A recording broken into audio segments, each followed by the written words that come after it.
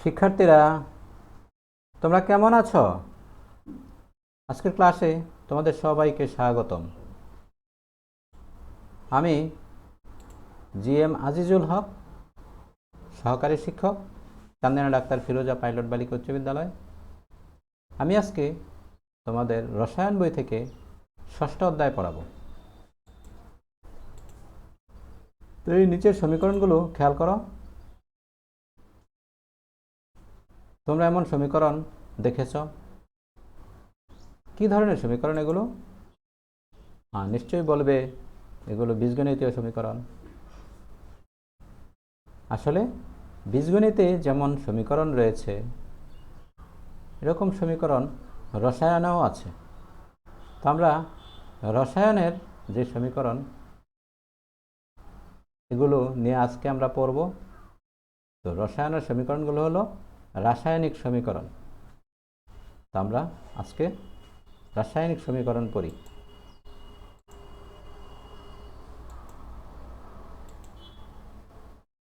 তো এই পাঠ শেষে তোমরা রাসায়নিক সমীকরণ কি তা ব্যাখ্যা করতে পারবে, সমীকরণ কিভাবে লিখতে হয় তাও বর্ণনা করতে পারবে, আবার রাসায়নিক সমীকরণের সমতাকরণ ব্যাখ্যা করতে পারবে, রাসায়নিক সমীকরণে মোলের হিসাব নির্ণয় করতে পারবে। তো শুরুতে আমরা একটু জেনে নেই রাসায়নিক বিক্রিয়া সম্পর্কে। যে আমরা জানি যে কোনো পরিবর্তনের ফলে পদার্থের কিছু পরিবর্তন হয়ে যায়।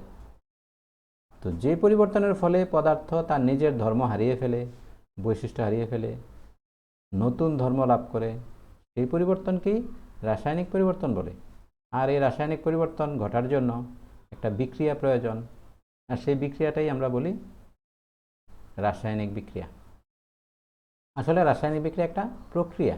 তো এই প্রক্রিয়ায় রাসায়নিক পরিবর্তন ঘটে। তো রাসায়নিক বিক্রিয়া আমরা ঘটার পরে একটা পরিবর্তন দেখি, কিন্তু বিক্রিয়া যে ঘটলো এটা কিভাবে উপস্থাপন করা হবে, কিভাবে দেখা যাবে? তো এই বিক্রিয়া দেখানোর জন্য আমরা একটা সমীকরণ ব্যবহার করি, লিখে, প্রতীক দিয়ে লিখে এটা বোঝানো হয়। আর এই সমীকরণটাই হলো রাসায়নিক সমীকরণ। আমরা এখানে দেখিয়েছি যে নাইট্রোজেন এবং হাইড্রোজেন মিলে অ্যামোনিয়া তৈরি হয়েছে। তো এটা এই সমীকরণ থেকে বোঝা যায় যে এখানে নাইট্রোজেন এবং হাইড্রোজেন বিক্রিয়া করেছে। আসলে বিক্রিয়া ঘটার সময়, এটা তো ঘটনা একটা, বিক্রিয়া ঘটার সময় বোঝা যায় না কারা বিক্রিয়া করতেছে। তা আমরা লিখে এটা প্রকাশ করি যে হাইড্রোজেন এবং নাইট্রোজেন বিক্রিয়া করতেছে। তো এই প্রকাশ করার যেই সিস্টেম, আমরা এই প্রকাশ করার এই প্রতীকগুলো নিয়ে যে সমীকরণ তৈরি করেছি, এটাই আসলে রাসায়নিক সমীকরণ। বুঝতে পারছো? তো এখন রাসায়নিক সমীকরণ লেখার কতগুলো নিয়ম আছে, তা আমরা এই নিয়মগুলো একটু জানি। সমীকরণের দুইটা পক্ষ থাকবে, বাম পক্ষ এবং ডান পক্ষ। বাম পক্ষে বিক্রিয়ক থাকে আর ডান পক্ষে থাকে উৎপাদ। আবার মাঝে সমান চিহ্ন থাকে অথবা তীর চিহ্ন থাকে। একাধিক বিক্রিয়ক বা উৎপাদের মাঝে যোগ চিহ্ন বসে, মানে বিক্রিয়ক যদি একটা হয়, মাঝে মাঝে একটা থেকেই দুইটা পদার্থ তৈরি হয়ে যায়, আবার দেখা যায় দুইটা থেকে একটা পদার্থ তৈরি হয়। এরকম হতে পারে। কিন্তু যদি একাধিক বিক্রিয়ক থাকে তখন তার মাঝে যোগ চিহ্ন বসানো হয়। উৎপাদ যদি দুইটা হয় তাও মাঝে যোগ চিহ্ন বসানো হয়। আবার সমতাকরণ না করে সমান চিহ্ন দেওয়া যায় না, কিন্তু তীর চিহ্ন দেওয়া যায় সব সময়। যে সমতাকরণ করেও তীর চিহ্ন দেওয়া যাবে, আবার সমতাকরণ না করেও তীর চিহ্ন দেওয়া যায়। তো বিক্রিয়ক বা উৎপাদ যদি গ্যাসীয় হয় তখন ব্র্যাকেটে জি লিখে দেওয়া হয়। আবার যদি কঠিন হয়, মানে সলিড হয়, তখন এস লিখে দেওয়া হয়। তরল হলে লেখা হয় এল। তো আমরা দেখিয়েছি একটা উদাহরণ, যেমন এখানে নাইট্রোজেন গ্যাসীয়, এই জন্য পাশে জি লেখা হয়েছে। আবার হাইড্রোজেন গ্যাসীয়, এটাও পাশে জি লেখা হয়েছে। অ্যামোনিয়া এটাও গ্যাসীয়, এজন্য এটার পাশেও জি লেখা হয়েছে। তো এইভাবে চিহ্নিত করে দেওয়া হয় যে কোনটা গ্যাসীয়, কোনটা কঠিন, কোনটা তরল। তো আশা করি তোমরা এগুলো পারবে। একটা বিক্রিয়া থেকে আমরা কি বুঝি? আসলে আমরা বিক্রিয়াটা তো প্রকাশ করি একটা সমীকরণ দিয়ে। এই সমীকরণটা দেখলে আমরা যেগুলো বুঝবো এটাই তার তাৎপর্য। আমরা কি কি বুঝি এই সমীকরণটা দেখে? এটা দেখে আমরা বুঝতে পারি যে দুটি মৌলিক পদার্থ, যেমন হাইড্রোজেন আর অক্সিজেন, তো দুটি মৌলিক পদার্থ বিক্রিয়া করে একটা যৌগ হয়েছে, পানি হয়েছে। তাহলে এটা একটা তাৎপর্য হলো। আবার দুই অণু হাইড্রোজেন, এই যে এখানে দেখানো হচ্ছে দুই অণু হাইড্রোজেন, এক অণু অক্সিজেন বিক্রিয়া করে দুই অণু পানি হয়েছে, এটাও একটা হিসাব। আবার দেখো বাম পাশে পরমাণুর সংখ্যা আছে 6টি। কিভাবে 6টি হলো? যে হাইড্রোজেন এখানে একটা অণুর ভিতরে 2টা পরমাণু আছে, এরকম অণু 2টা আছে, তাহলে 4টা পরমাণু হয়ে গেল। আবার অক্সিজেনের একটা অণু 2টা পরমাণু নিয়ে, তাহলে দেখা গেল এখানে পরমাণু 4টা, এখানে পরমাণু 2টা, মোট 6টা। আবার ডান পাশেও দেখো শুধু পানির অণুতে 3টা পরমাণু আছে, এখানে অক্সিজেনের পরমাণু একটা, হাইড্রোজেনের পরমাণু 2টা, তাহলে 2টা পানির অণু আছে। তো একটা পানির অণুতে যদি 3টা পরমাণু থাকে, তাহলে 2টা পানির অণুতে 6টা পরমাণু থাকবে। এই জন্য বলা হচ্ছে ডান পাশেও 6টি পরমাণু, বাম পাশেও 6টি পরমাণু। এইভাবে আরও অনেক তাৎপর্য আমরা ব্যাখ্যা করতে পারি। তোমরা বই থেকে আরও কিছু পড়ে জানবে। তো এসো আমরা সমতাকরণের একটা কৌশল দেখি, যে কিভাবে রাসায়নিক সমীকরণ সমতাকরণ করা হয়। তো সমতাকরণ করার জন্য আমরা কতগুলো বিষয় আগে থেকে ধারণায় রাখব। যে বিক্রিয়াতে বিক্রিয়ক আর উৎপাদ ভরের সংরক্ষণ সূত্র মেনে চলে, মানে উভয় দিকে ভর সমান থাকে, উভয় দিকে পরমাণুর সংখ্যাও সমান থাকে। তো যদি পরমাণুর সংখ্যা সমান না হয় সমীকরণে, তখন সমান বানাতে হয়। তো সমান বানাতে গিয়ে দেখা যায় যে কিছু সংখ্যা দিয়ে গুণ করে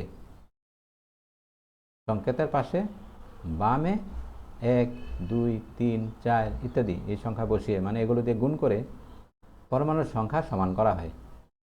তো সমান করলে তখনই সমতা হয়। তো দেখি আমরা একটা উদাহরণ। এখানে একটা বিক্রিয়া আছে, এই বিক্রিয়াটা এই সমীকরণ আকারে দেখানো হলো। তো সমীকরণে দেখো অ্যালুমিনিয়ামের পরমাণু এখানে 2টি, কিন্তু অ্যালুমিনিয়ামের পরমাণু ডান পাশে আছে 1টি, তো এটা সমান হলো না। আবার দেখো ক্লোরিন আছে 1টি, এই পাশে ক্লোরিন 3টি, তাহলে কি বোঝা গেল? এটার মধ্যে পরমাণুর সমতাকরণ নাই, সমান হয়নি। তা আমাদের এটা সমান করতে হবে, সমান না করলে একটা সমীকরণ পারফেক্ট হয় না। এমনি বোঝানো যায় কারা বিক্রিয়া করলো আর কারা উৎপাদ হলো, কিন্তু পারফেক্ট সমীকরণ লিখতে হলে সমতাকরণ করতে হবে, বা হিসাব নিকাশের বেলায় সমতাকরণ করেই হিসাব নিকাশ করতে হবে, এর আগে হিসাব হবে না। তো আমরা এটা কিভাবে সমতাকরণ করি? দেখো প্রথমে ধাতব যে মৌলগুলো থাকবে এই মৌলগুলোকে সমান করার চেষ্টা। আসলে এমনি সমতাকরণের কোনো নিয়ম নেই, তবে প্রাথমিকভাবে আমরা ধাতব মৌলগুলো আগে সমান করে ফেললে তখন একটু সহজ হয়। যেমন এখানে 2টা আছে অ্যালুমিনিয়াম, আমরা এটাকে 2 দিয়ে গুণ করি।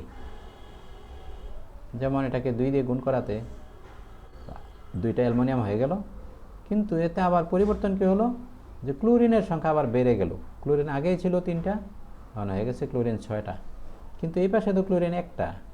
তা আমরা এখন এটাকে 6 দিয়ে গুণ করলে ক্লোরিন 6টা বানানো যাবে। তা আমরা এটাকে 6 দিয়ে গুণ করলাম।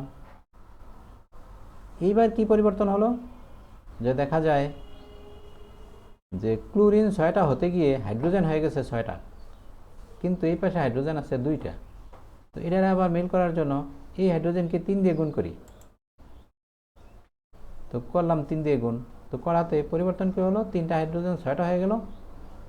আর এখানেও হাইড্রোজেন 6টা আছে, অ্যালুমিনিয়াম 2টা আছে, এখানেও অ্যালুমিনিয়াম 2টা, ক্লোরিন এখানে 6টা, এই পাশেও ক্লোরিন 6টা, তাহলে মিলে গেছে অনেক। আবার এখানে অক্সিজেন আছে 3টা, এখানেও দেখো অক্সিজেন 3টা, তাহলে সব মিলে গেছে। তাহলে এইভাবে যতক্ষণ না মিলে ততক্ষণ একটা একটু পরিবর্তন করতে হবে। তো কোনো কোনো সময় দেখা যায় যে 6 দিয়ে যখন মিলতেছে না, তখন অন্য কিছু আবার বসাতে হবে। তো এইভাবে পরিবর্তন করে করে সমতাকরণ করা যায়। আশা করি তোমরা বুঝতে পারছো। তোমরা এবার নিজে সমতাকরণ করতে পারবে। তো তোমরা একটা সমতাকরণ করে আমাকে দেখাও যে একটা সমীকরণ, এখানে হাইড্রোজেন এবং অক্সিজেন দেওয়া আছে, যারা বিক্রিয়া করে পানি তৈরি করেছে। তো এই বিক্রিয়াটা সমতাকরণ করে তোমরা দেখাবে, এটা তোমরা খাতায় লিখে ফেলবে।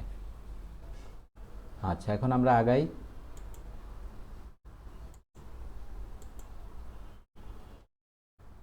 রাসায়নিক বিক্রিয়ার কিছু হিসাব নিকাশ আছে। তো এই হিসাব নিকাশগুলো স্টয়কিওমেট্রি নামে পরিচিত। আসলে এই নামটা নতুন হলেও একটা বিষয়ের নাম হলো স্টয়কিওমেট্রি। তো স্টয়কিওমেট্রি হিসাব নিকাশের বিষয়। তো যে শাখায় এই হিসাব নিকাশগুলো করা হয় ওই শাখাটাকেই বলা হয় স্টয়কিওমেট্রি। তো আমরা একটা বিক্রিয়ার মধ্যে দেখি কি কি হিসাব নিকাশ থাকে। যেমন একটা সমীকরণে মৌল ম্যাগনেসিয়াম, মৌল অক্সিজেন আর যৌগ তৈরি হয়েছে ম্যাগনেসিয়াম অক্সাইড। তো এইটা তো কোনো, এটা নাম মাত্র, এটা কোনো হিসাব নাই। কিন্তু হিসাব দেখো, দুইটা ম্যাগনেসিয়াম, এই যে দুই একটা হিসাব, যে দুইটা ম্যাগনেসিয়াম দুই পরমাণু অক্সিজেন বা এক অণু অক্সিজেন, তো দুই অণু ম্যাগনেসিয়াম অক্সাইড তৈরি করে। তাইলে হিসাব হলো দুই অণু ম্যাগনেসিয়াম, এক অণু অক্সিজেন আর দুই অণু ম্যাগনেসিয়াম অক্সাইড তৈরি হয়। আরও কি হিসাব আছে? মোলের হিসেবে আমরা বলতে পারি 2 মোল ম্যাগনেসিয়াম পরমাণু, 1 মোল অক্সিজেন অণু, আবার 2 মোল ম্যাগনেসিয়াম অক্সাইড অণু।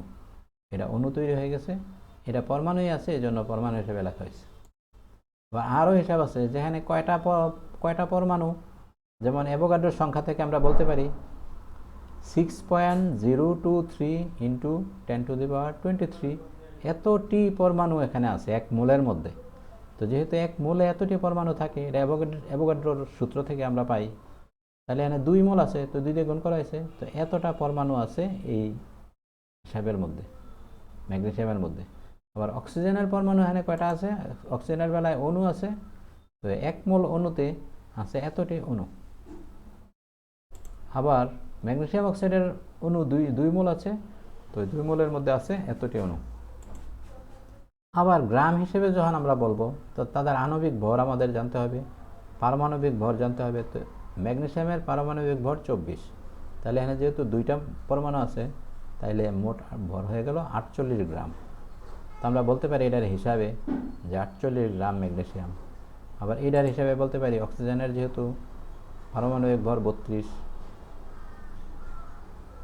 আণবিক ভর এখানে 32, তাহলে 1 অণু আছে, তাহলে 32 গ্রাম অক্সিজেন। আবার ম্যাগনেসিয়াম অক্সাইডের বেলায় ম্যাগনেসিয়াম আর অক্সিজেন, ম্যাগনেসিয়ামে আছে 24 আর অক্সিজেনে 16, মিললে হয় 40। তো 40 দুইবার আছে, 2 গুণ আছে, এর লেগে 80 গ্রাম হয়ে যায়। এইগুলো হলো হিসাব। তো এই হিসাবগুলোর যেই বিষয়, এটাকে আমরা স্টয়কিওমেট্রি নামে চিনি। তো আমরা স্টয়কিওমেট্রি শিখব।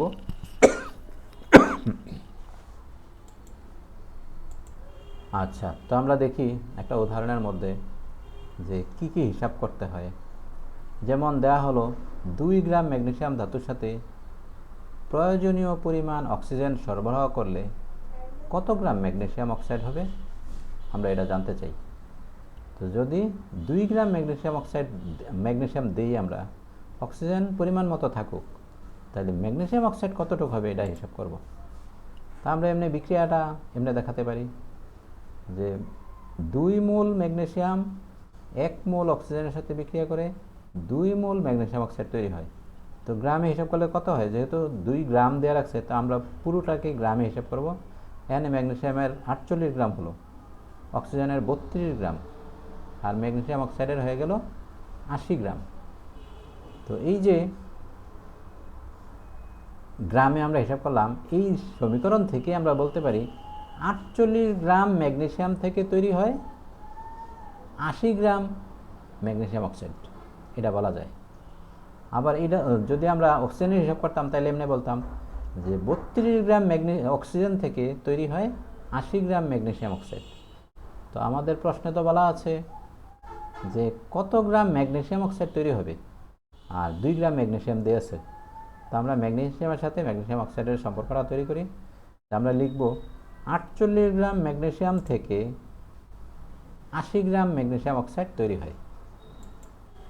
1 গ্রাম থেকে কত তৈরি হয় আর 2 গ্রাম থেকে কত তৈরি হয়, ব্যাস সহজে হিসাবটা হয়ে গেল। তো দেখা গেল 3.33 গ্রাম তৈরি হবে। অর্থাৎ আমরা যদি ম্যাগনেসিয়াম অক্সাইড 2 গ্রাম দেই তাহলে প্রয়োজনীয় অক্সিজেন দিলে তাহলে ম্যাগনেসিয়াম অক্সাইড হয়ে যাবে 3.33 গ্রাম।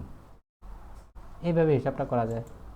এখন আমরা আরেকটা হিসাব দেখি যে 5টি নাইট্রোজেন অণু থেকে কয়টি অ্যামোনিয়া অণু পাওয়া যাবে। নাইট্রোজেন অণু যদি আমরা 5টি দেই তাহলে অ্যামোনিয়ার অণু কয়টা পাওয়া যাবে। তা আগে সমীকরণটা দেখি, বিক্রিয়ার সমীকরণটা, যে নাইট্রোজেন, হাইড্রোজেন এবং অ্যামোনিয়া মিলে এই বিক্রিয়াটা মানে তৈরি হচ্ছে। তো এখানে হিসাবগুলো কি, অণুর সংখ্যা যেহেতু আছে, কয়টি অণু, আমরা তো অ্যাভোগাড্রোর সূত্র থেকে জানি যে এই মোলের মধ্যেই আছে 6.023 × 10⁻23 এতটি পরমাণু, এতটি অণু আছে নাইট্রোজেনের। আবার হাইড্রোজেনেরও আছে এমন এতটি অণু, অ্যামোনিয়ারও এমন অণু আছে। তো যেহেতু নাইট্রোজেন আর অ্যামোনিয়ার মধ্যে সম্পর্ক, আমরা বলবো যে এতটি অণু থেকে তৈরি হয় এতটি অণু, এটা বলা যায়। তাইলে এতটি অণু থেকে তৈরি হয় এত অণু, একটা অণু থেকে তৈরি হয় কত, আর তারা যেহেতু 5টি অণুর কথা বলছে আমরা 5টা অণু থেকে তৈরি করব কত, এটা বেরোবে। এই যে এখন এটা বের হলো হিসাব করে, তো দেখা গেল 10 পাওয়া যায়। কারণ কি, দেখো এই জায়গাটা আর এই জায়গাটা একই রকম, তাহলে এটা কেটে গেল, তাহলে শুধু 2 আর 5 থাকে, তাহলে এভাবে 10টি অণু পাওয়া যাবে। এই হলো স্টয়কিওমেট্রির হিসাব। তো আমরা আস্তে আস্তে এগুলো আরও শিখব, বই পড়ে যেন আরও সহজ হয় চেষ্টা করব। তো দেখি তোমাদের মনে আছে কিনা, রাসায়নিক পরিবর্তন কি, রাসায়নিক সমীকরণ কাকে বলে, রাসায়নিক সমীকরণ কিভাবে সমতাকরণ করা যায়, আবার সমীকরণের তাৎপর্য কি। তোমরা এই সবগুলো প্রশ্নের উত্তর মানে খাতায় লিখে ফেলবে, এরপর আমাদেরকে বাড়ির কাজের সময় বাড়ির কাজের সাথে দেখাবে। তো এসো তোমাদের একটা বাড়ির কাজ দিচ্ছি, যেখানে একটা রাসায়নিক সমীকরণ, তো এই সমীকরণের গুরুত্ব ব্যাখ্যা করো, যে এটা কি কাজে লাগবে বা কেন এটা আমাদের দরকার, এই বিষয়গুলো ব্যাখ্যা করবে। আচ্ছা, আজ আর নয়, তো আজকে সবাইকে ধন্যবাদ জানিয়ে এখানেই শেষ করছি। আল্লাহ হাফেজ।